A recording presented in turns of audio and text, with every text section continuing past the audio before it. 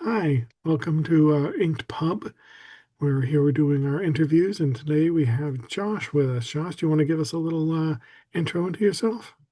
Thanks. Yeah, so I'm Joshua Dyer. I also write under the sort of pseudonym J.E. Dyer. For my given name, I write speculative fiction, fantasy, sci-fi, Appalachian Gothic, Appalachian fantasy are some things I've delved into more recently, as well as westerns and horrors.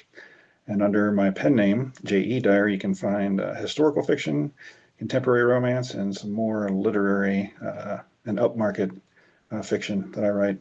Sure. Aside from writing, I'm a professional linguist by day, so I do that to cover all the bills and help Uncle Sam out. And apart from writing, of course, I'm a huge bookworm, a bibliophile, all the way down into the weeds. I like to chase the rabbit hole into like book making and pagination and fonts and styles and all that sort of stuff. I geek out on all that sort of thing. And I love to cook and bake and also sketch a little bit. So that's A kind of me in a nutshell. lot of creativity in there. Yeah, yeah, I love to create things. Right. Absolutely. Perfect. So, what projects are you working on presently, as far as on your writing areas? Yeah, yeah. So I'm working on finishing up a feature-length or full novel manuscript that's a cyberpunk gothic sequel to the story I actually sent in for your consideration, The Valence Heist. So it follows that same kind of world and character and stuff. So I've been working on that one, wrapping that up. I've got a few sword and sorcery stories that I've been working on for different projects and hopefully open submissions. Let's see what else. I've got a little more of an Appalachian fantasy story that I'm working on. It's a novel length kind of project. And I'm kicking around trying to finish up a feature length screenplay that I've been trying to hash out here over the past year. And we'll see if I can actually sit down this winter when I have a little more time to hibernate and finish that one, see where that project takes me. Hmm, that's a lot of little irons in the pot. Now, Oh, yeah, I keep myself busy. do you have a preferred genre to work in? I mean, it sounds like a pretty widespread, but a lot of alternate history kind of stuff. Is Hmm. there a specific genre you prefer? Hmm. I mean, I started the whole thing with my fascination with fantasy. So, I mean, I guess my heart always goes back to the wondrous and fantastic. But as in terms of preference, no, not really. I mean, I tend to go wherever the story ideas take me and where that passion, flows. I'll follow it wherever it leads. And Yeah. if I don't know the genre or subgenre, I usually will do the research and reading and stuff and figure it out and go from there. Okay. It helps when you read a lot. Mhm. Some authors we know, don't do a lot on Uh-huh. on the reading, so it tends to limit, I think, some of what they do. Um, It does. so you mentioned a lot of, short form, and Mhm. some, long form. Do you have a preference in there as far as what you like to write on? Full Hmm. length novels, or do you really jam on the short stories? Um, I like both. I mean, I think short stories are probably a little more interesting in my opinion, because of the aspect of, trying to make sure you can tell a complete story in such a limited space. And so that kind of transfers over to the novel side and makes the writing, for me at least, that much stronger if I can have a good grasp on writing in something like a short story or even a flash fiction format. So I love the challenge. I love the limitations and challenging myself to see if I can come up with something that's a full story within a very limited scope of words. So what's one of the shortest flashes that you've written? Ooh, the shortest one I wrote was a drabble of about 101 words for the 101fiction.com, I think is what he calls it, his site. Okay. But yeah, that's probably the shortest story I've attempted to write thus far is 101 words. Yeah, I find that amazing. I tend to lean towards long form, even though I've done plenty of short. Um, I really like to just stretch my legs out on the long form. So I watch Yeah, people doing flash fiction, and I'm just amazed at what some people are able to come up with in that tiny little space, because that's a tight fit. it is absolutely. And yeah, I mean, I'm by no means an expert in any of that, but yeah, I definitely do also admire the people that can really crank out some incredible work in such a short space. It's impressive. Yep. So, you've mentioned a lot of projects previous, and that you mentioned quite a number for that you was presently on your plate. Yeah. Um, any that was the most exciting, or is the most exciting that you're working on, as far as for you, is what you've gotten into? Is it like this is the one that has always been my baby kind of stuff? Is there anything on that?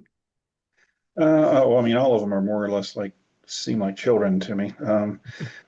And I guess for me personally, if it's not something that really excites me, it's more, I won't delve into it right away. I might put it on the back burner as a side project. But the ones I'd mentioned that I do have, yeah, I mean, like the cyberpunk gothic thing. I mean, those are two of my favorite genres. So when I decided to try and slam those two things head on together in a collision, it was like, yeah, this has got to go because I love both. So I was really passionate about those projects. And as a result, I've got like four short stories in that novel manuscript out of it. So I think I'm onto something with that one. I've got a lot of juice in that tank. And the other project is more of like a high fantasy kind of epic thing that is really interesting to me right now because it's sort of like in the traditional epic thing, but I'm taking it from a very different point of view that I haven't really seen too many people experiment with. And so I'm kind of excited to see how people react to certain characters and the way this world's built when they see. I've got one short story that's out on a submission call right now from that story universe. So I'm interested to see what they say if it's either in a rejection or acceptance or whatever. Just a little bit of feedback just to see how they react to it. Yeah, yeah. And it's hard to get that feedback. It really is. Um, Mm-hmm. so you mentioned a lot of personal things outside of writing. Yeah. And a lot of areas that I can definitely relate to. So Okay. what things take up your time besides work? We all that part always just consumes a week like it's Pac-Man. But um, you Yeah. know what else do you find or is it very seasonal? What you find that eats up the rest of your time. Well, I like to spend a lot of time, with the family, of course, and I have kids, so whether it's helping them a little bit here and there with projects or homework, or even sitting down just to play like a card game, board game, dominoes, or something like that. I enjoy doing those kinds of things when they're in the mood to do that, play along with me. If that's not the case, yeah, I read a lot. I do a lot of creative things, watch a lot of movies. I'm a huge movie buff, and I've been getting a little more into some of the TV series, but honestly, there haven't been too many that have jumped out at me here over the past maybe 5 or 10 years as being super good. So I'm cautiously optimistic that they'll put out some better stuff here for streaming in the next year or two. Yeah, other than that, I mean, to a point, there's always little odds and ends that are seasonal, whether it's yard work or gardening or little honeydew projects here and there to kind of make sure the house doesn't collapse. But yeah, I mean, other than that, I'm pretty much like, your average kind of guy, with all the other work and responsibilities and things. I mean, I enjoy watching sports. I'm a sports fan, so basketball, football, a little bit of soccer, a little bit of baseball, those kinds of things. Always in Okay. the mood for those. All right, so pretty packed life. So let's talk about your writing process and time. Do you have like set schedules that when you write? And if so, is there, a process to all that? Especially for, some of the writers out there, they're probably juggling, family and work as well, trying to figure out how do I make the time for this? How do I get the word count out? Yeah. So yeah, as far as advice in that, and I've given advice to several others, yeah, because we're all in the same kind of or very similar boat, I should say. But yeah, it's not a matter of finding the time because everybody seems to be in search of time. It's a matter, for me, in my opinion, is to make the time. Because if you deliberately set aside time to do something, even if it's like 100 words a day, over 365, days a year, it's what, 36,500 words, right? So you can still crank out quite a bit, even in that minimal amount, if you can just eke out 5 or 10 minutes here and there to crank out 100 words, 200 words. But yeah, I mean, for me personally, it depends on the daily schedule. I mean, I'm flexible. I don't have like rigid schedules, and that's the whole motto for a lot of us is semper gumby, always be flexible. And, try and work in the time when you can because, family comes first, your work comes first. You got to handle all the necessary things before you get into more of like the creative things for yourself and getting into that. So if I can find time when I get home after work, I'll sit down and write for a little while. And sometimes it's maybe after dinner. Sometimes it's a little later in the evening. Sometimes it's all three. It really just depends on what's going on that day. Some days I don't write at all, and that's okay too. I mean, I definitely like to try and write every day if I can because that's kind of like the whole professional thing for me, that mindset that just gets me into a little more of the business aspect of it of, this is a kind of a career. And so I want to make sure it's a daily habit. But if I don't really kick myself too hard either because I'm human, just like the rest of us. So Yeah, that's how I approach it. yeah, yeah. I wasn't able to, really make, a living off of this, when I was dealing with, Mhm. family and, a work schedule. Um, Yeah. it was, more as catch can. And I had certain days when I could get, grace today that, I can, write every day. And, but that is, what my living is now. But I've definitely gone through the whole, you know, I'll catch up, this weekend and get some word count out and those kind of things. And I had a business for a while that I only wrote in the, afternoon, evening, kind of stuff. And it's hard, Right. finding stuff. All right. So last quick question. Yep. Um, you do reading. So do you have a book that you've read this year that you'd like to recommend out there and say, this is a hot piece and people should read this? Hmm. Uh, see, her name is Alice Plantain. I think it's The Creation of Story. If you want like a very thorough, like writing craft storytelling sort of book, Mhm. that one is very good. I read that one recently, and I'm still working through it. A lot of the exercises. Shoot, let's see.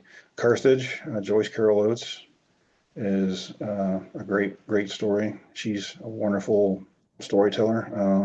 Who else have I read here? Oh, Blood Meridian, Cormac McCarthy. I'm a huge fan of Cormac and the Southern Gothic stuff. That's kind of where I got my inspiration to branch off into the Appalachian Gothic thing, is to write a little bit more about my people, as it were, and follow his lead on some of those things, as well as Flannery O'Connor. Of course, she's kind of like the grandma of that genre. But yeah, Blood Meridian was great.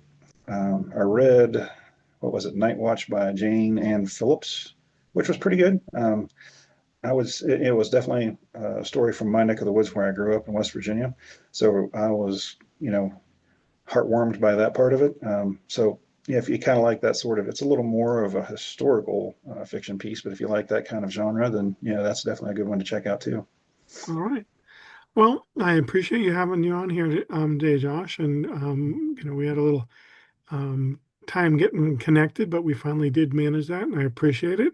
I'll get Well, this thank up you. in a Yeah, couple days, and thank you again and I'll make sure to put your links in there so people can find out some of the books that you've written, or the thank you. pieces that you've written and get connected to you and all that stuff. Yeah, So absolutely. thank you and have a good Thank night. you. Yeah, you too. All right, bye.